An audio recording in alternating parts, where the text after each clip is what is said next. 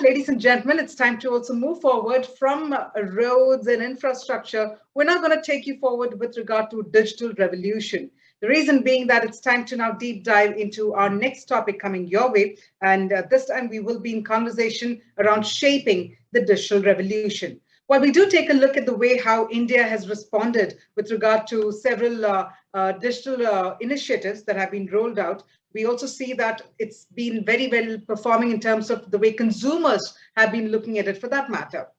In fact, India has also been at the forefront of leading into the fourth industrial revolution, which is a digitally driven one with both speed as well as scale.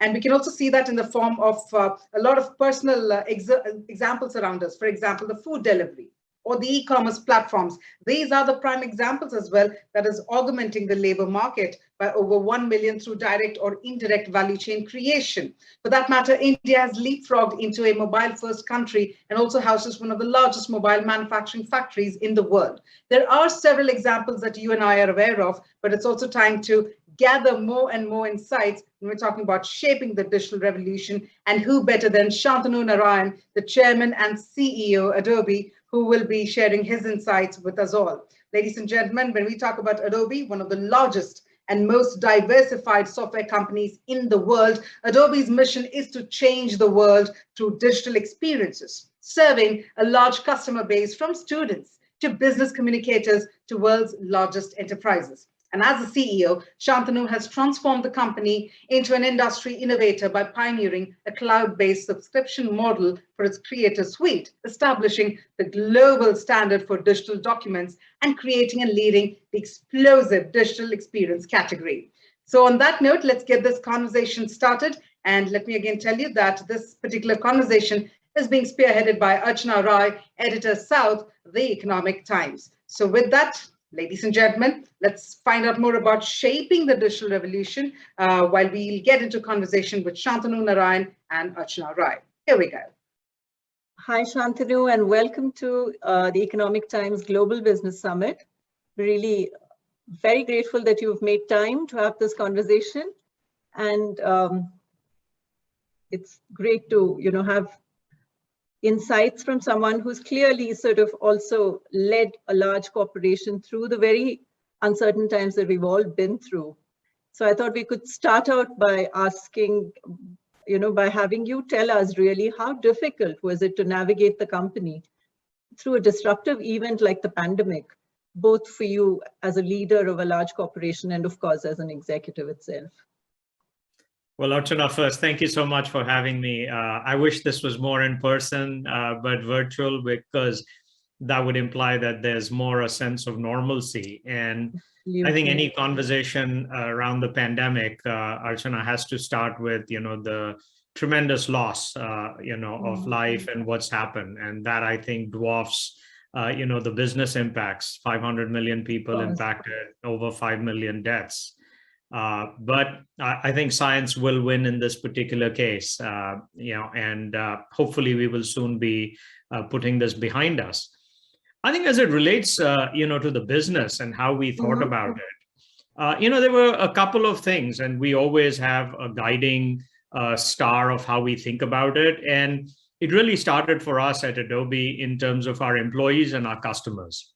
Sure. And I think like most companies, we said, let's make sure that we put our employees first and foremost, and what can we do to serve our customers well? And we did a number of things on both those fronts, because ensuring employee well-being, ensuring that, they had the flexibility to work out of wherever they needed to, making sure that we did what we could in terms of providing them healthcare, access to vaccines. That was clearly a top priority, and actually continues to be a top priority in terms of saying, how do we make sure that we're adapting to the needs of our employees?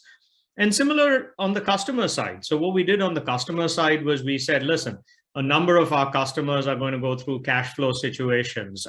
Educational institutions, for example, are going to be completely virtual.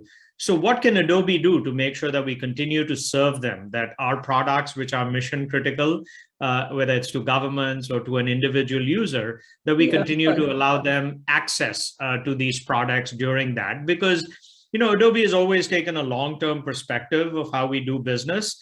And so I think those were the first two things that we said, let's make sure that we put our employees and our customers first.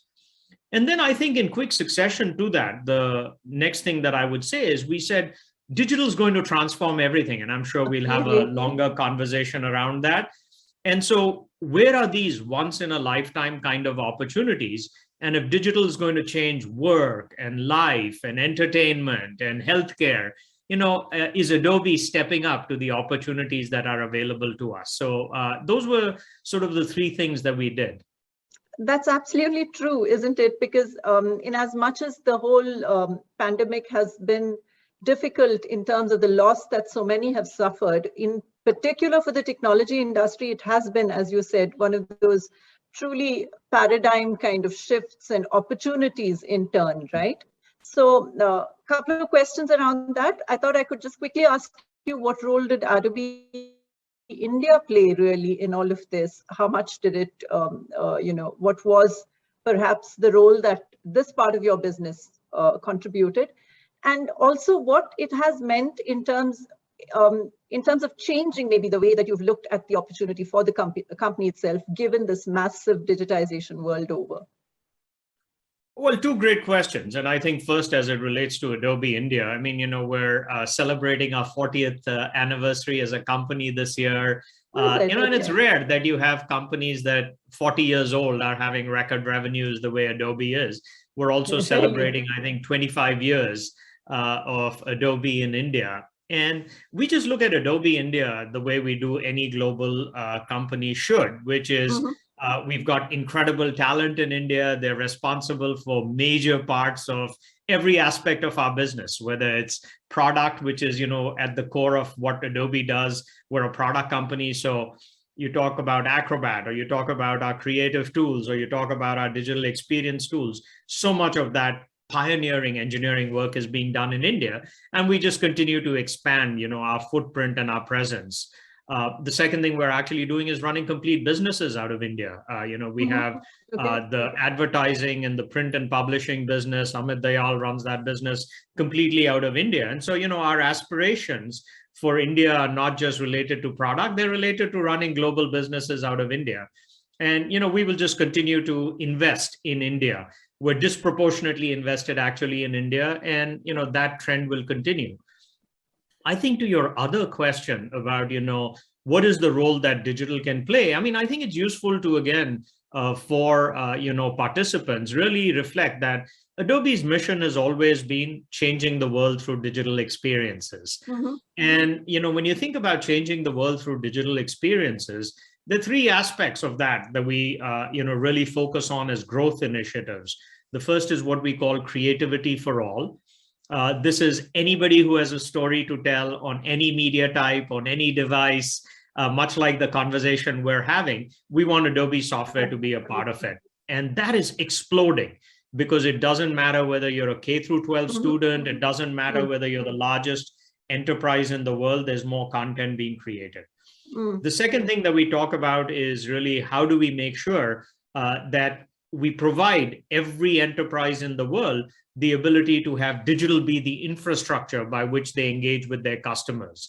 And even healthcare or government, regulated industries that were perhaps a little late to this digital engagement, even they recognized during the pandemic that whether you're trying to get a passport or whether you're trying to see a doctor, you have to do that virtually. And so, powering digital businesses, the second initiative, we process trillions of transactions on behalf of our customers. And we said, it really is an opportunity for us to double down. So that's the second initiative, creativity for all, powering digital businesses. And the third one, automating inefficient manual processes. As you know, PDF is the document, lingua franca of the internet. And so allowing people to do more, whether it's electronic signatures or, providing PDFs on mobile devices or engaging with people on verbs on the web. So all three of these, we actually saw a massive tailwind, and we're going to just continue to expand our footprint. But that strategically is what we did, which is we doubled down on the areas that were of most significant growth. And, we prioritize that. And I think that was one of the reasons why Adobe has navigated this so successfully. That's interesting that you say that, because there's also growing competition that you're facing, right? Several, everyone from Autodesk to Apple to even Microsoft are all sort of muscling into this territory. So what really is Adobe doing to retain market share, to retain leadership position itself, perhaps? How do you view this? Well, when we talk about driving the next decade of growth, I think Adobe has been really well known for pioneering, creating market categories. I mean, we created desktop publishing with Apple and Canon. Desktop publishing as we know it today wouldn't exist. We created even things like gaming or video on the web. Flash was the pioneering technology that enabled this to happen. Absolutely. Imaging with Photoshop or document exchange with PDF. And most recently, I would say, everything that we've done with respect to saying marketing and digital marketing as a form of enterprise software, I think it's widely acknowledged that Adobe was the pioneer in that particular space. Now, if you add all of this up, we talk about over 100 billion addressable market opportunity. And when you have $100 billion market addressable opportunity, if you're thinking about pioneering the market and if you're thinking about continuous innovation, there's massive opportunity. But I think to your point, yes, it will probably attract other companies who look at it and say, wow, Adobe's created this opportunity. Why don't I participate? I would say, though, that the companies that you talk about are frankly more partners. When you think about Apple or you think about Microsoft, they deliver incredible platforms, whether Microsoft, what they've done with Azure or what they've done with Windows, and Apple, what they've done with iOS. And getting our applications to really sing and dance on their platforms is something that we really partner with. We're the first company that, really partnered with Microsoft on Azure as well. So I would say Apple and Microsoft, there may be some small areas of overlap, but in the grand scheme of things, we're actually significant partners because we're one of the largest independent software vendors that delivers software for their platform. And Autodesk, I actually also think there may be a slight overlap, but they're really focused on 3D workflows for very different industries. And we're focused on immersive media. But I think to your larger question, when there is competition, the way I always talk about it in the company is you got to innovate. If you focus on your customers and you look around the corner, the rest will take care of yourself. And we're not a fast follower, we're an innovator. And that's really how I think we will continue to thrive. It's interesting that you make that point, because even if you look at your own record, it's best known for you having led Adobe through huge, sort of transformation, so to speak, in the previous decade. And now, in addition to all of the digitization that is, sort of taking the world by storm, we're also looking at Web 3.0, we're looking at metaverse. Now, these are all, sort of talk points, really, essentially, that have that probably populate nearly every technology conversation. Where do you place Adobe in this changing universe? What are the opportunities? What are the challenges? How much time do you have? I get so excited about all the opportunities that we have that it's hard to summarize it, but a couple of thoughts I would say. I mean, the first is, you're blessed when you have 25,000 incredible employees who are motivated and want to do it. And I think in our roles as leaders, it's really about saying, are we, planting the flag in terms of where we want to go as a company and making sure that it's aspirational enough so that employees find different ways to, really truly demonstrate and add their own value to this. So having said that, when you talk about Web 3D and when you talk about the metaverse, maybe I'll talk about a simple example, which is clearly what has happened is a lot of the things where we participated in a physical world are going to move into a virtual world. Absolutely. And so when you think about it like that, and then you say, okay, things that we did in the physical world, if increasingly that's going to be done in the virtual world, what role can Adobe play? The first role that we can certainly play is that all of the content for that new world has to be created, whether it's immersive content, whether it's 3D content, whether it's making sure that things that were done physically can now be done virtually. And we have a massive role to play in that. And we have. And so, whether it's a product called Substance, we have a 3D offering, we're really thinking about that. The second is all about partnerships. And, who are we partnering with? We're talking to Meta because Meta wants Adobe to be the partner of choice for their Quest devices to make sure that there's more content available. We partner with Microsoft on the HoloLens. And so I think thinking about this as an ecosystem is one of the ways I think in which most tech companies are now going to be successful, because great ideas come from everywhere. And so, from our perspective, the relentless move towards doing more commerce online, the relentless move towards doing more personalization at scale, the new media types that are emerging, what we like to do at Adobe is say, hey, here are a couple of the key hypotheses or assertions of what we think is important. It's similar to what we said when we bought Omniture in 2009, and we said data is going to be important. And that was well before the importance of data, I think, was recognized. And now we process trillions of transactions. So I think at Adobe, the way we like to think about it is we have some core hypotheses and assertions, and then are we unleashing the innovation of tens of thousands of employees to help us navigate that, rather than, I think, erroneously believing that the truth is only, in one place. And I think that's what's helped the company really evolve and continue to stay nimble and innovate. Nimble is a nice way to put that. And I thought, I could also seg you a little bit to get you to speak about India and the opportunity for the tech sector in India. Just yesterday, I think NASSCOM said it's crossed a 200 billion, the IT services industry in India, clearly building on the tailwinds of the pandemic. How do you see the opportunity for this sector? How far ahead do you think Indian IT can actually move, given, everyone's talking of this as the decade really coming up? Well, Archana, in India, if I talk about nimble in the US, I think in India, you should talk about it as jugaad as well, right? Because I think necessity is always the mother of invention. I mean, you look at what financial companies like HDFC has done, or ICICI, the cost of transactions in India is a minuscule percentage of what's happening elsewhere. When you think about the mobile revolution that's happened in India, and every single person, what that means for networks. And so I think India has this unique opportunity because you're actually leapfrogging generations of technology. I remember when I grew up in India, you had a 10-year waiting list to get a landline, right? Or something like that.